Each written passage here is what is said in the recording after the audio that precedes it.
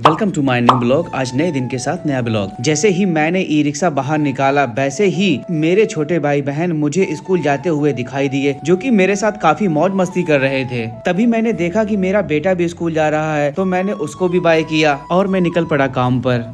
तभी हमारा एक सब्सक्राइबर जो कि मुझे देख के मुस्कुरा रहा था, तभी हम पहुंच गए उसके साथ भंडारा खाने के लिए। तभी मैंने देखा कि दो लड़कियां मुझे देख के घूर रही हैं, क्योंकि यह सोच रही होंगी कि यह वीडियो क्यों बना रहा है। उनको तो पता ही नहीं कि भैया तो यूट्यूबर है। तभी मुझे याद आया कि मुझे तो कल अमन भाई के घर जाना है। मैं पहुंच गया सेविंग सीट कराने के लिए, तो सैलून वाले भैया ने मुझे तो हीरो बना दिया। तो दोस्तों, मैंने देखा कि रात हो गई है। अपने वीडियो का एंड करता हूँ, कल मिलता हूँ अमन भाई के साथ।